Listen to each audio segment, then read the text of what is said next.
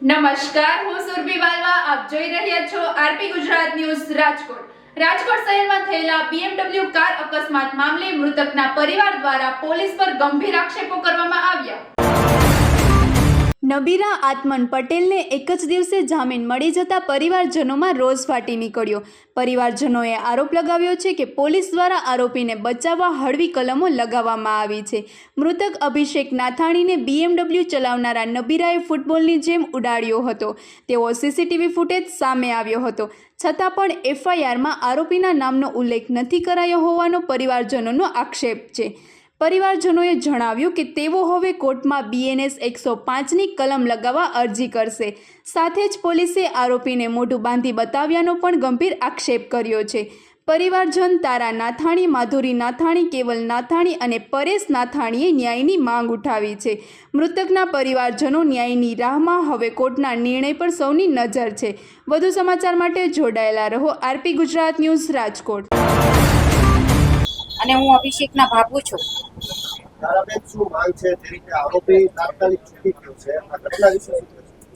ઘટના વિશે એવું કહેવાનું મારું થાય છે કે અમારા દીકરાની હજી ચિત્તા ઠરી નથી, ત્યાં આરોપી છૂટી ગયો છે. હજી 24 કલાક થયા નથી તો આરોપી છૂટી ગયો. તો આ કઈ રીતનો ન્યાય કહેવાય? અમારી સાથે, મારા દીકરા સાથે કઈ રીતનો ન્યાય કહેવાય? અમારી માંગ એ છે કે અમને સંતોષકારક ન્યાય આપો. અને જેને આ એક્સિડન્ટ કરેલું છે કે જે આ બનાવ બનેલો છે એની ઉપર હજી સુધી માનવવધની કલમ લગાડેલી નથી.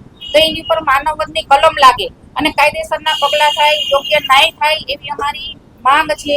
એટલે અમારી આટલું કહેવાનું થાય છે કે અમારી માંગનો સ્વીકાર કરો અને સરકાર, પોલીસ ખાતું બધાએ આ ઉપર ખાસ ધ્યાન આપો, જેથી કરીને બીજાના કોઈના સંતાન સાથે આવું ન થાય. આજે અમારો તો વયો ગયો પણ બીજાના થાય. અને આજે એક રાતમાં એક દીકરો ગયો, કાલે સવારે જો પગલાં નહીં લેવાય અને આ જ રીતે બધું ચાલશે તંત્ર, તો એક રાતમાં 10-10 ના દીકરા વહી જશે. એમાં કદાચ તમારા કોઈનો પણ હોય, કોઈ પણ ન હોઈ શકે છે.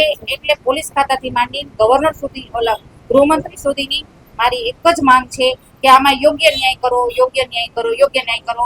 અને આરોપીને સમાજ સાથે ખુલ્લો કરો. તો આરોપી જોવે કે સમાજમાં આરોપીને સમાજ જોવે કે આવા આરોપી, આવા છોકરાઓ બધા આવા ગુના કરે છે, એને વાળવાની કોશિશ થાય, સમાજ જાગૃત થાય. આજે અમારો દીકરો, કાલે બીજાના દીકરાનો વારો છે, તો આ વિશે બધા જાગૃત થાય. એના માટે બધું કરો અને અમારા દીકરાને ન્યાય આપો, ન્યાય આપો, ન્યાય આપો. ન્યાય મારા ઘરના જે મેમ્બરો છે એને મને, અમને તો લેડીઝ છે, બહુ અમને આ બાબતમાં ન ખબર હોય, પણ અમારા જેન્ટ્સે એવું કીધું કે FIRમાં હજી સુધી એના પપ્પાનું નામ છે, એનું એડ્રેસ છે, એની જે પર્સનલ ડિટેલ છે, ગાડી વિશેની, ગાડીનો ખબર છે કઈ છે, નંબર ખબર છે, પણ એની પર્સનલ ડિટેલ કાંઈ અમારી પાસે આવી નથી. અને FIRમાં કોઈ જાતનું એડ્રેસ કે એની સરનેમ છે, એના પપ્પાનું નામ છે, એ કાંઈ નથી. અમારા દીકરાનું અમે બધું આપ્યું છે, પપ્પાનું નામ છે, આપણું નામ છે, એડ્રેસ છે, તો એનું કેમ નહીં? જરૂર તો એની છે, કેમ કે આરોપી એ છે, અમે તો નથી આરોપી. તો એનું બધું જાહેર થવું જોઈએ. આવી રીતે જો છાવરશું તો સમાજમાં ગુના વધશે, સમાજ વ્યવસ્થા પડી ભાંગશે. એટલે અમારી અરજી સ્વીકારે અને આમાં યોગ્ય ન્યાય કરે. અને કદાચ આમાં અમને, અમારા દીકરાને સંતોષકારક ન્યાય નહીં મળે તો અમારી ત્યાં સુધી તૈયારી છે કે અમે અહીંથી ઘરે નહીં જાય, અમે અહીં ધરણા ઉપર બેસવા સુધીની અમારી તૈયારી છે. મારું નામ કેવલ નાથાણી. સમગ્ર ઘટનામાં આખું ઉપરથી નીચે સુધીનું બધાનું સેટિંગ ને બધું ગોઠવીને કરેલું હોય, એવી આખી વસ્તુ, આખી ઘટના એવી બનેલી. જ્યારે એક્સિડન્ટનો બનાવ બન્યો ત્યારથી હું 20 મિનિટની અંદર ઘટના સ્થળે હતો. હું જ્યારે પહોંચ્યો ત્યારે પોલીસ કર્મચારીએ જ મને ફોનમાં ફોટો બતાવીને એમ કહી દીધું, આ ભાઈ હતા ને આને અમે તાલુકાએ લઈ ગયા. જો કોઈ વ્યક્તિ એની જગ્યાએ એક્સિડન્ટ થયો, ડેથ થઈ ગઈ, તો કોઈ પણ ડ્રાઈવર કોઈ ભાગીને હોયો ન જાય એટલી વારમાં. એટલીમાં તમે સીધા પોલીસ કર્મી મને ફોટો બતાવી દીધો અને કીધું કે આ ભાઈ તાલુકાએ બેસી ગયા છે. મને નામ દીધું નથી, કાંઈ ઓળખ આપી, એક પણ જાતનું કાંઈ કોઈ કહ્યું નથી. અને ઉપરથી નીચે પહેલે સુધીનું બધાનું ગોઠવેલું એવી રીતના. પછી FIR ફાડી તો FIRમાં એનું એક પણ જગ્યાએ ઉલ્લેખ નથી, એક પણ પ્રકારનો નામ નથી, ક્યાંય કાંઈ એકેય વસ્તુ આપવામાં આવેલ નથી. આખું ઉપરથી બધાનો એક ગોઠવીને કરેલું હોય ને એવી વસ્તુ મને દેખાય છે. એટલે CP સાહેબને નમ્ર વિનંતી કે યોગ્ય પ્રકારની તપાસ કરાવે અને જે આખું સત્ય હકીકત છે એ આપે. અને સરકારી કેમેરામાંથી એક પણ જગ્યાથી ફૂટેજ કોઈને આપવામાં આવી નથી. એનાથી 200 મીટરની 100-200 ફૂટની અંતરે છે RMC નો કેમેરો. તો કેમેરાની ફૂટેજો કોઈને કેમ રિવીલ કરવામાં નથી આવતી? આરોપી છૂટી ગયો છે બરાબર છે, પણ એને જાહેર કર્યો ત્યારે મોઢા ઉપર બાંધેલું હતું એટલે કોઈ ઓળખ કરી ના શકે કે હતું કોણ. મને કોઈ પણ વેપારી કોઈ પણ અધિકારીએ કે કોઈ પણ પોલીસ કર્મી એમ નથી કીધું કે આ ભાઈ હતો ને આ ભાઈ રૂબરૂ સમક્ષ કોઈ મળાયો નથી. આરોપીનું નામ શું છે અને એનું બેકગ્રાઉન્ડ શું છે તમને જાણ્યું છે? આરોપીનું નામ આત્મન છે એવું કહેવામાં આવે છે. આપણને હું ગયો ત્યારથી મને એ રીતના બતાવીને કીધું છે કે આ ભાઈ હતા ને આ હતું ને આ રીતે છે, પણ એ ભાઈએ સમજ કરેલું છે તો એને ત્યાં રાખવો પડે ને, હાજર જવા તો દેવાય નહીં. આરોપીનો ફોટો મને પોલીસ કર્મીએ ત્યારે ઘટના સ્થળે બતાવ્યો ને એ આ રીતનું છે.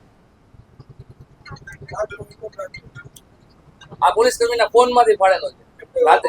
ન્યાયની માંગમાં એટલું જ છે કે જે યોગ્ય, સાચી, સચોટ અને જે સત્ય હકીકત હોય એ સામે આવે. આમાં કોઈ પણ પ્રકારનો ક્યાંય ઉલ્લેખ નથી, ક્યાંય કોઈને કહેવામાં નથી આવ્યું કે નથી કોઈને જાણ કરવામાં આવી નથી. મને પણ ફોન કરીને કોઈએ કીધું કે આ રીતનું હતું, આમ છે તેમ છે, કોઈ પણ પ્રકારે નહીં. અને એ ભાઈની ગાડી પૂરેપૂરી સ્પીડમાં જ હતી અને પૂરેપૂરો આખું કરેલું હોય ને એવી રીતના દેખાય છે. એક પણ પ્રકારે બ્રેક નથી મારવામાં. આગળના કેમેરામાં બીજી જગ્યાએથી અમે બધી જગ્યાએથી ફૂટેજ ભેગા કર્યા, અમને બધેથી એવું જ દેખાય. અને કલમો એકદમ હળવી લગાડી છે, કારણ કે અમે શોકમાં હતા. અમને ખબર જ નથી ક્યારે એફઆઈઆર બનાવીને કેવી રીતના એને કર્યું ને, કારણ કે અમને કલમોની અમને ખબર ન હોય. અમારી સામે નજર સામે એફઆઈઆર બનાવી, લખ્યું બધું, મેં બધું કહ્યું.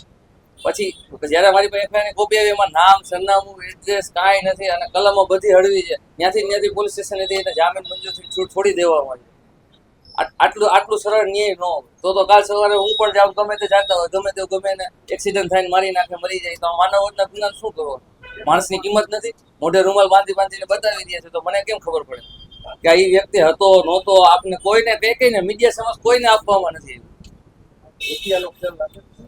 ઉપરથી પહેલે જ હું તમને ચોખ્ખું જ કહું છું, પેલા 15 મિનિટની અંદર તમે આરોપીને પોલીસ સ્ટેશને મોકલી દો, કેવી રીતે સમજવામાં?